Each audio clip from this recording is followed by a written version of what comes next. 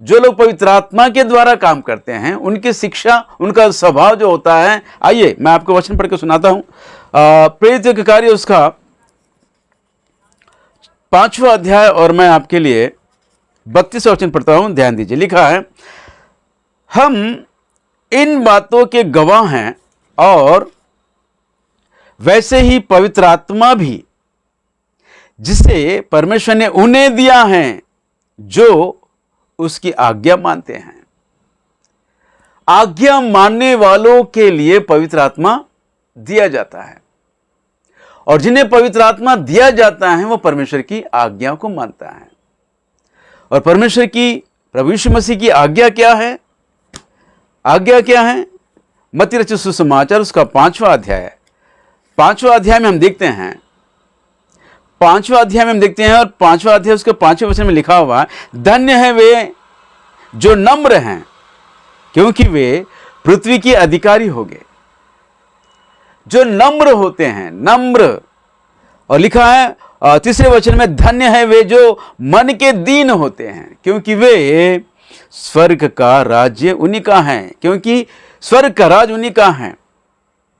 दीन और नम्र लोगों के लिए मेरे दोस्तों वचन कहता है कि वे धन्य हैं, धन्य हैं। अब ये बताइए, ये जो प्रचारक है मूर्ख मंथन का, ये जो प्रचारक जिसका नाम डैनियल राज है,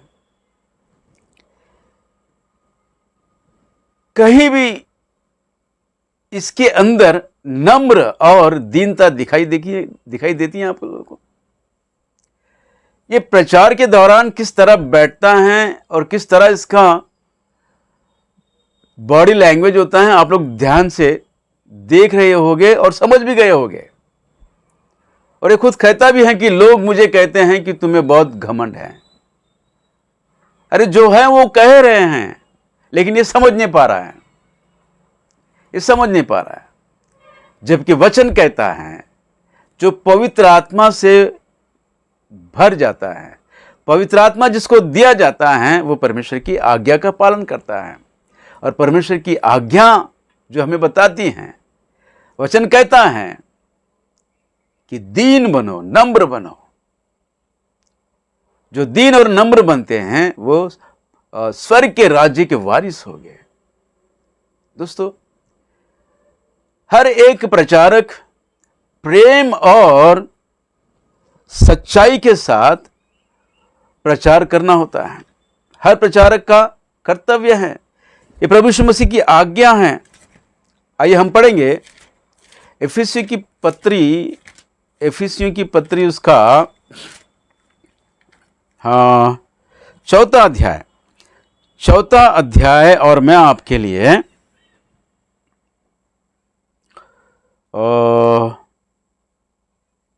दूसरा और तीसरा वचन पढ़ के सुना रहा हूं। अर्थात सारी दीनता और नम्रता सहित और धीरज धरकर प्रेम से एक दूसरे की सह लो। और तीसरा वचन कहता है, और मेल के बंधन में आत्मा की एकता रखने का यत्न करो। ध्यान दीजिए मेरे दोस्तों, सिखाने वालों में जो लक्षण होनी चाहिए बताया गया है, अर्थात सारी दीनता, पहला है सारी दीनता, नम्रता सहित और धीरज धर कर प्रेम से एक दूसरे की सह लो। और तीसरा वचन कहता है, और मेल के बंधन में आत्मा की एकता रखने का यत्न करो। पवित्र आत्मा परमेश्वर जो चाहते हैं कि कलीसिया जो एकता में रहे, उस एकता के लिए यत्न करो, क्योंकि एकता हमारी बिगड़ गई है। दोस्तों, इन अंतिम दिनों में कलीसिया को जो संदेश हमें देना है, जान लीजिए, जो संदेश हमको देना है इन अंतिम दिनों में, जो संदेश, जो शिक्षा हमें देना है, वो है एकता। क्योंकि दोस्तों, हमारी अनेकता को देखकर शैतान की सेना हम पर टूट पड़ी है। और इन अंतिम दिनों में चाहिए कि हमको एकता में आकर हमको एकता में आकर वो जो शैतान की सेना सुसमाचार को रोकने के लिए जो आक्रमण और जो काले कानून बना रहे हैं उनको सबक सिखाए। यानी कैसे? वचन के द्वारा। हम एकता में आकर प्रार्थना करें कि सुसमाचार को रोकने वाले जितने भी कानून बनाए जा रहे हैं, परमेश्वर उनको मिटा दे, तोड़ डाले। ये सब कब होगा? हम सब एकता में आकर एक ही उद्देश्य और एक ही लक्ष्य से हम प्रार्थना करेंगे। दुनिया का कोई कानून सुसमाचार को नहीं रोक पाएगा। परमेश्वर चाहते हैं कि एकता में रहे कलीसिया एकता में रहे। और ये जो प्रचारक है, मूर्ख मंथन का ये जो प्रचारक है जिसका नाम डैनियल है, ये तो कलीसिया को तोड़ रहा है। ये कलीसिया को तोड़ रहा है।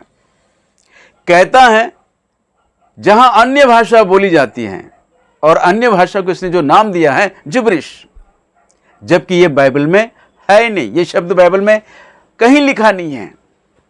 देखिए दोस्तों, बोलता है कि अन्य भाषा जहां बोला जाता है और दशवांश की शिक्षा जहां सिखाई जाती है, उस कलीसिया में जाना छोड़ दो और मूर्ख मंथन बैठक के मेंबर बन जाओ। दोस्तों जरा सोचिए, अनेक डिनोमिनेशन में पहले से ही कलीसिया बटी हैं और ये फिर से एक नया सिद्धांत लेकर कलीसिया को तोड़ रहा है। क्या ये परमेश्वर पवित्र आत्मा का कार्य है? जरा सोचिए मेरे दोस्तों। इसलिए वचन कहता है, आइए हम पढ़ेंगे यहूदा की पत्री जो एक ही अध्याय होता है। मैं आपको वचन पढ़ के सुनाता हूं, ध्यान दीजिए। यहूदा की पत्री उसका 19वें वचन में लिखा हुआ है। 19वें वचन में लिखा हुआ है, ये वे हैं जो फूट डालते हैं।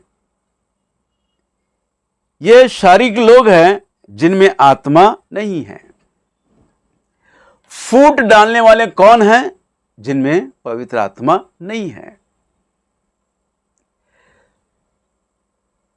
दोस्तों जरा ध्यान दीजिए, इसकी शिक्षा में जो ये सिखाता है केवल फूट डालता है, कलीसिया को तोड़ने में लगा हुआ है। और जो कलीसिया को तोड़ता है उसके विषय में वचन क्या कह रहा है? कि इनमें आत्मा नहीं है, पवित्र आत्मा इनमें नहीं है। और मैं आपको बता दूं दोस्तों, पवित्र आत्मा परमेश्वर की चाहत जो है कि कलीसिया एकता में आए, कलीसिया एकता में आए। इसलिए परमेश्वर ने कलीसिया के निर्माण के लिए और कलीसिया के निर्माण में कलीसिया की एकता के लिए 5 तरह के काम वालों को परमेश्वर ने नियुक्त किया है। एफएसी की पत्री उसका 4 अध्याय और हम पढ़ेंगे एफएसी की पत्री उसका 4 अध्याय 11 वचन से मैंने पढ़ के सुना रहा हूं, ध्यान दीजिए। लिखा है, उसने कुछ लोगों को प्रेरित नियुक्त करके, और कुछ लोगों को भविष्यवक्ता नियुक्त करके, और कुछ लोगों को सुसमाचार सुनाने वाले नियुक्त करके, और कुछ लोगों को रखवाले और उपदेशक नियुक्त करके दे दिया, जिससे पवित्र लोग सिद्ध हो जाए और सेवा का काम किया जाए और मसीह की देह उन्नति पाए, जब तक कि हम सब के सब विश्वास और परमेश्वर के पुत्र की पहचान में एक ना हो जाए। ये 5 तरह के लोग कलीसिया में काम करेंगे। कौन है? प्रेरित, भविष्यवक्ता, सुसमाचार सुनाने वाले, कलीसिया के रखवाले और शिक्षक। ये 5 तरह के काम वाले जो परमेश्वर ने कलीसिया के निर्माण के लिए और कलीसिया की एकता के लिए नियुक्त किया है, ये करते रहेंगे। कब तक काम करते रहेंगे? कलीसिया जब तक एकता में ना आ जाए, उन्नति सिद्धता और एकता। ध्यान दीजिए मेरे दोस्तों, परमेश्वर चाहते हैं कि कलीसिया एकता में आए। और ये जो प्रचारक है, मूर्ख मंथन का ये जो प्रचारक है, कलीसिया में फूट डाल रहा है। अब ये बताइए, क्या ये पवित्र आत्मा के द्वारा चलाया जा रहा है या शैतान की दुष्ट आत्मा से? ध्यान दीजिए मेरे, जबकि वचन कहता है ना, दुष्ट आत्मा से जो चलता है वो कलीसिया में फूट डालता है। तो दोस्तों जरा इसको समझिए, इसको जरा समझने की कोशिश कीजिए। ये जो खरी शिक्षा के नाम पर झूठी शिक्षा फैला रहे हैं, ये शैतान का दास है। ये शैतान का दास है। और मैं आपको बताना चाहता हूं दोस्तों, ध्यान दीजिए, ये YouTube का गुंडा है। वो कैसे?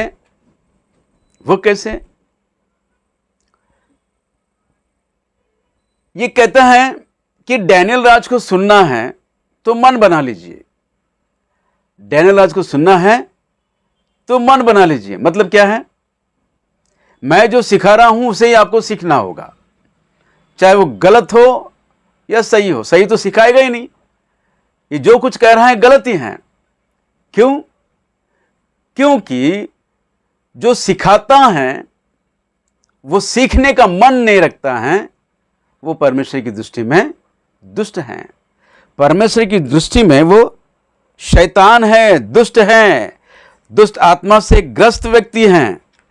आइए हम पढ़ेंगे भजन संहिता उसका 50वां अध्याय। मैं आपके लिए 16 वचन पढ़ रहा हूं, ध्यान दीजिए। 16 और 17 भी पढ़ूंगा, आप अपनी बाइबल में ध्यान दीजिए। मैं जो भी कुछ कहता हूं वचन के अनुसार कहता हूं।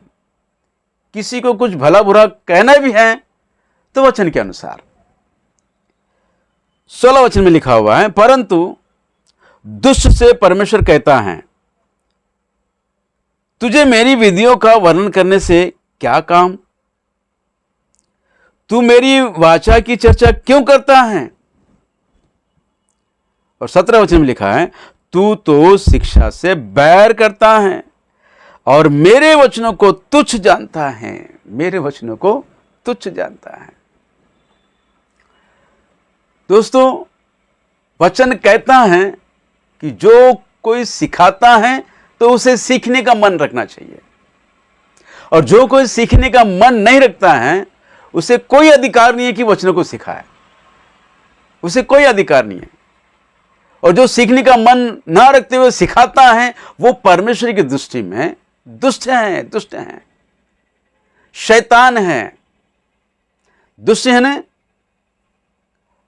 यानी जिसके विषय में वचन कहता है वो दुष्ट है, वो अधर्मी है, वो नीच है, वो कुत्ता है।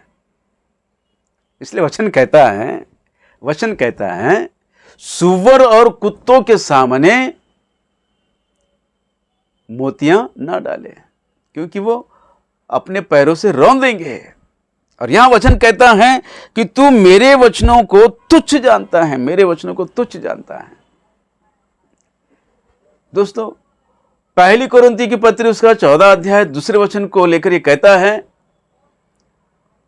वो तो एक सैकास्टिक है, व्यंग्यात्मक है, डांट लगा रहा है।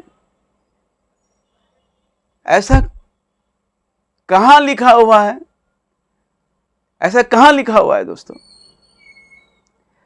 अरे सीधे सीधे शब्दों में लिखा हुआ है, वो तो भेद की भाषा है, भेद की भाषा है।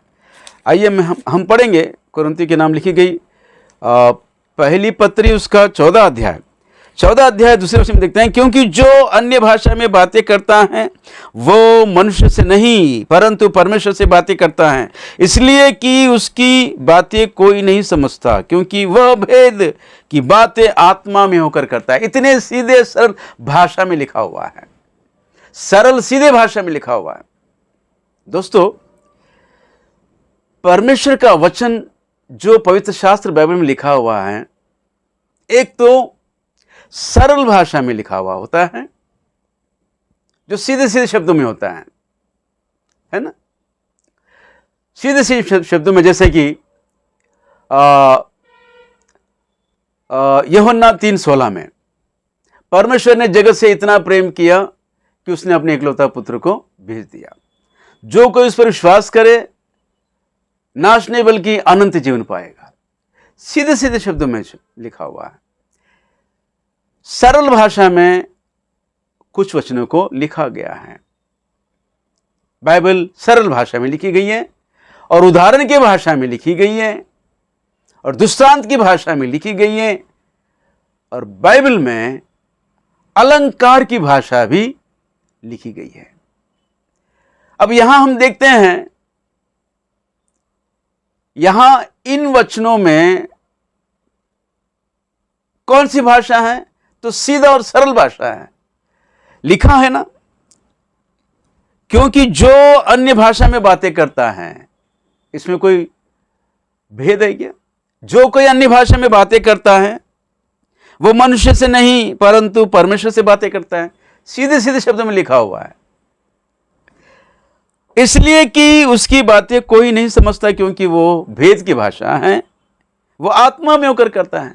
इतने सरल सरल शब्दों में जो वचन लिखा हुआ है, इसको इसने तोड़ मरोड़ कर कलीसिया को सिखाते हैं कि ये तो पौलुस की डांट है, ये प्रॉब्लमेटिक है। हाँ मेरे दोस्तों, मैं आपको बताना चाहता हूं, ये जो कहता है ना मूर्ख मंथन वाला, ये जो वचन है बहुत ही प्रॉब्लमेटिक है। हाँ, ये प्रॉब्लमेटिक है। वो कैसे मैं आपको बता रहा हूं। बाइबल कमेंट्रियों में स्कोफिल्ड कमेंट्री बाइबल एक है, जिसमें स्कोफिल्ड कहते हैं कि हाँ ये प्रॉब्लमेटिक है, प्रॉब्लमेटिक अध्याय है पूरा।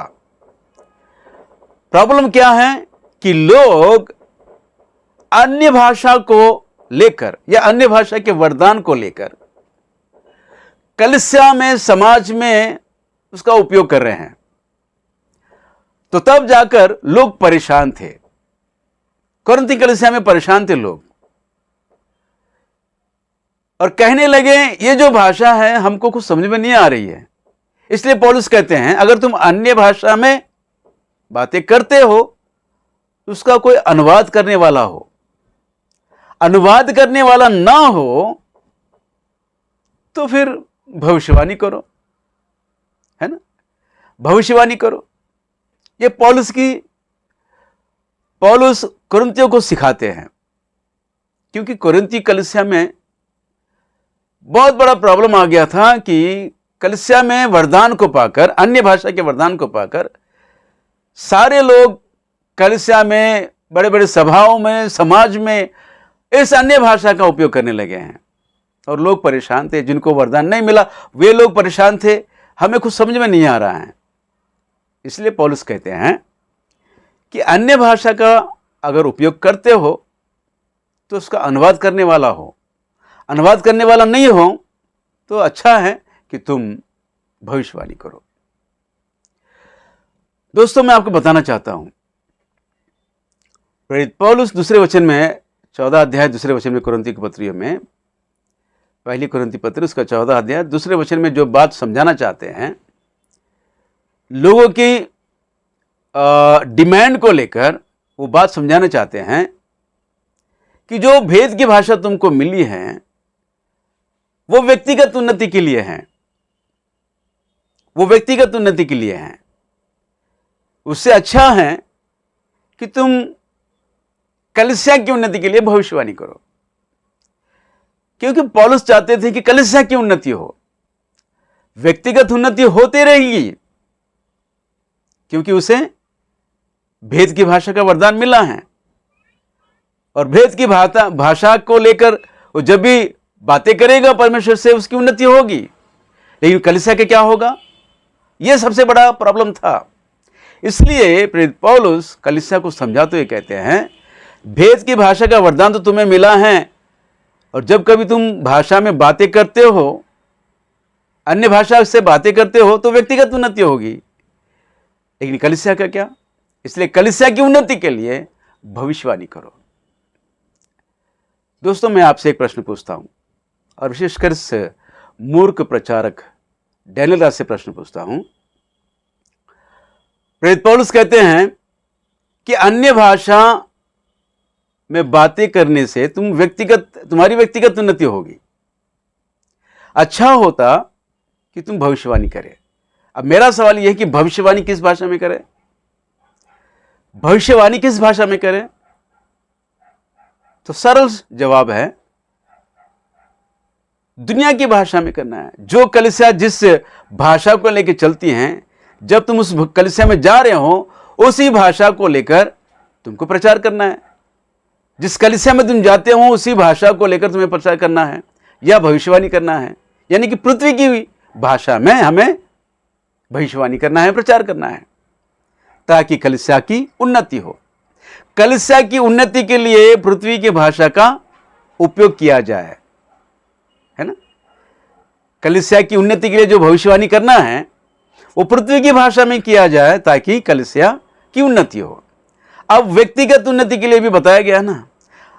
अब ये व्यक्तिगत उन्नति के लिए जो भाषा इस्तेमाल की जा रही है, वो कौन सी भाषा है? फिर क्या वो पृथ्वी की भाषा है? अगर वो पृथ्वी की भाषा है तो वो तो कलीसिया की उन्नति के लिए है। कलीसिया की उन्नति के लिए पृथ्वी की भाषा दी गई है, जिसके द्वारा हम प्रचार करें, भविष्यवाणी करें। फिर व्यक्तिगत उन्नति कैसे होगा? वो व्यक्तिगत उन्नति के लिए जो भाषा इस्तेमाल की जा रही है, वो कौन सी भाषा है? तो उस भाषा के विषय में दूसरे अध्याय में बताया गया। वो तो भेद की भाषा है, वो तो भेद की भाषा है। और ये मूर्ख कहता है कोई भेद की भाषा नहीं है। पेंतकोस्त पर्व के दिन जो भाषा का वरदान मिला है, केवल पृथ्वी की भाषा ही मिली है। अरे पृथ्वी की भाषा मिली है तो व्यक्तिगत उन्नति के लिए जो भाषा की जा रही है वो भी अगर पृथ्वी की भाषा ही है, और भविष्यवाणी करने की भाषा जो भाषा है वो पृथ्वी की भाषा है, जो कलीसिया के उन्नति के लिए होगी, और जो कलीसिया की उन्नति के लिए भाषा का इस्तेमाल हो रहा है, वही भाषा व्यक्तिगत उन्नति के लिए भी होगी क्या? कोई अंतर तो है ना, उसमें कोई डिफरेंस तो है ना। व्यक्तिगत उन्नति के लिए जो भाषा इस्तेमाल की जा रही है वो भाषा भेद की भाषा है, भेद की भाषा है, जिसके विषय में पौलुस समझाते हैं दूसरे वचन में। और बहुत सारी पूरे अध्याय में हम देखते हैं, पौलुस अंत में कहते हैं अन्य भाषा बोलने से मना मत करो, वरदानों की धुन में रहो, और अन्य भाषा के बोलने में कोई उसे ना रोके, मना मत करो। क्यों? क्योंकि अन्य भाषा व्यक्तिगत उन्नति के लिए है। तुमको अगर समझ में नहीं आता है तो केवल सुनते रहिए बस। अगर कोई भविष्यवाणी करता है पृथ्वी की भाषा में, तो उसे सुनकर तुम अपनी उन्नति करो। और जो कोई अन्य भाषा में प्रचार कर रहा है या बातें कर रहा है, तो करने दीजिए, क्यों रोकते हो?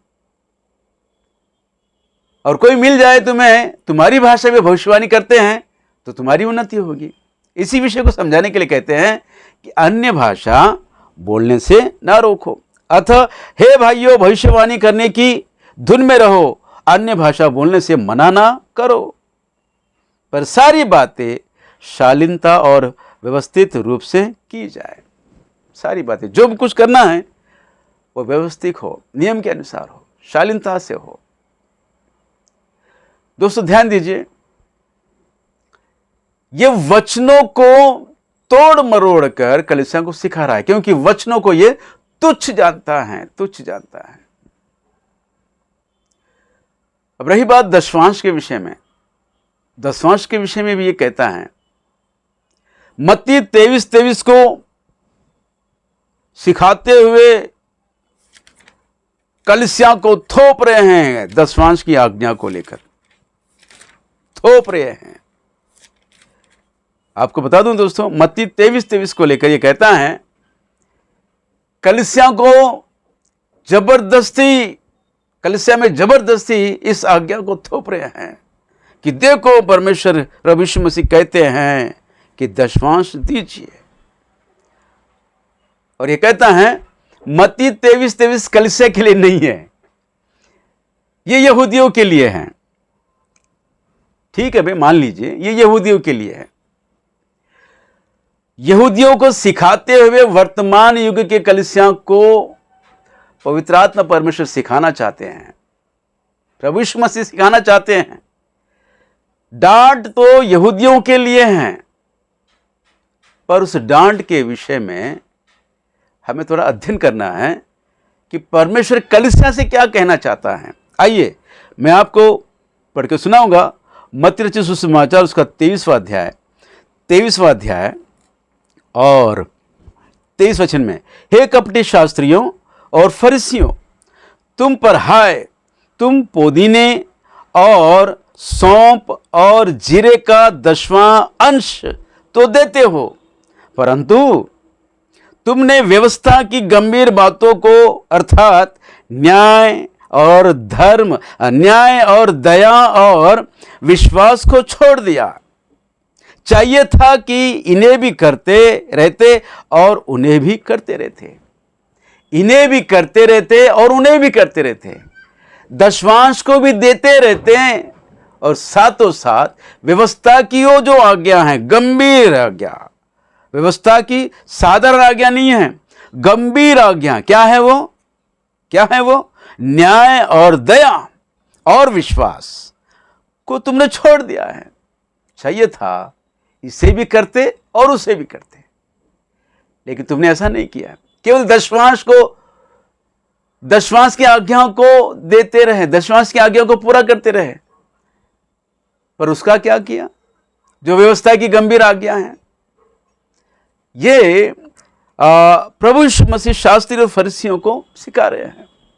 वहां पर उनके चेले भी हैं, चेले हैं प्रभु यीशु मसीह कलीसिया, और प्रभु यीशु मसीह कलीसिया को भी ये सिखाना चाहते हैं कि तुम इसे भी करते और उसे भी करते।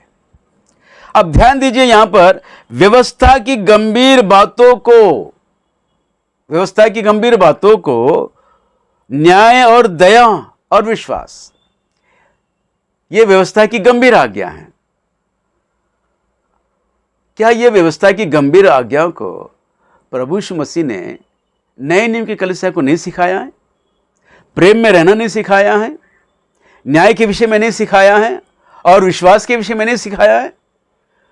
विश्वास, न्याय और प्रेम को लेकर आज कलीसिया चल नहीं रही है, उसमें बने रहने की कोशिश नहीं कर रही है, प्रभु की आज्ञा को लेकर चलने में कोशिश कर रही है कलीसिया, जबकि यह व्यवस्था की आज्ञा है। तो क्या ये गलत है? तो क्या ये गलत है? दोस्तों ध्यान दीजिए, व्यवस्था की आज्ञाएं जो दी गई हैं वो सारी आज्ञाएं काट दी नहीं गई हैं। व्यवस्था में बहुत सारी ऐसी आज्ञा हैं जो कलीसिया के लिए आज उसकी आवश्यकता है। और मैं आपको बता दूं, दशवांश व्यवस्था की आज्ञा नहीं है, व्यवस्था की आज्ञा नहीं है, वो तो एक साधारण आज्ञा है। विश्वासी अपने जीवन में परमेश्वर से कितना जुड़ा हुआ है, कितना लगाव है और कितना परमेश्वर से प्रेम करता है, उस प्रेम को व्यक्त करने के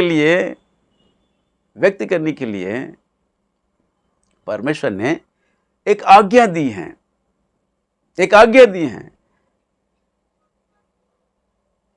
मेरे भंडार में तुम्हारा दशवांश मेरे भंडार में ले आइए, प्रभु का वचन कहता है मलाकी में, ताकि मेरे भवन में भोजन रहे। कौन सा भोजन? वचन का भोजन रहे। मुझे देकर परखो, मैं तुम्हारे लिए आकाश के झरोखे खोल दूंगा। दोस्तों ध्यान दीजिए, जबरदस्ती नहीं है, देकर परखो। दोगे तो आशीष पाओगे, नहीं दोगे जो कुछ होगा वचन में लिखा हुआ है ना। अन्य भाषा के विषय में तो लिखा हुआ है, अन्य भाषा तो जाती रहेगी। अरे जो वरदान जाती रहेगी और जो आज्ञा के विषय में बताया जा रहा है दशवांश के विषय में, वो तुम्हारी मर्जी है। तो इन दो विषयों को लेकर क्यों इतना बवाल मचा दिया इसने? क्यों कलीसिया में इतनी गड़बड़ी मचा के रखा है? क्या ये शैतान का कार्य नहीं है? क्या ये यूट्यूब का गुंडा नहीं है? यूट्यूब को अपना मंच बनाकर कलीसिया में जहर फैला रहा है, कलीसिया को भटका रहा है। दोस्तों, ये सबसे बड़ा गुंडा है, सबसे बड़ा गुंडा है। और इससे बड़ा गुंडा लूसीफर है, इससे बड़ा गुंडा लूसीफर है। और ये लूसीफर की आत्मा से चलाया जाने वाला ये उसका गुंडा है, ये कलीसिया के लिए गुंडा है। ये ध्यान दीजिए मेरे प्रियो, इसकी गलत शिक्षा से बचे रहिए, इसकी गलत शिक्षा से बचे रहिए। और उन सभी लोगों से मैं कहना चाहता हूं जो इसके पीछे हो लिए हैं, दया आती है तुम लोगों पर, दया आती है तुम लोगों पर। तुम्हारा हाल क्या होगा उसे मैं अभी से देख पा रहा हूं। और इस मूर्ख मंथन का तो बुरा हाल होगा। न्याय के दिन परमेश्वर के द्वारा इसे ऐसे ऐसे डंडे पड़ेंगे ना, तब पता चलेगा, तब पता चलेगा कि परमेश्वर के भक्तों को गुंडा कहने का क्या सजा मिलेगी इसे। परमेश्वर के भक्तों को जो गुंडा कह रहा है ना, ये उसकी सजा उसे जरूर मिलेगी। न्याय के दिन ऐसे ऐसे डंडे पड़ेंगे ना, तब चिल्लाएगा ये। दोस्तों, मेरी आप सबों से नम्र निवेदन है, इस वीडियो को औरों तक पहुंचाइए, औरों तक पहुंचाइए। सत्य के सहकर्मी बनिए और सत्य के खोजी बनिए, सत्य की अभिलाषा में रहिए, तो तुम और तुम्हारा घराना बहुत आयत के आशीषों से भरपूर हो जाएगा। जय मसीह की। Praise the Lord. आमीन, आमीन, आमीन।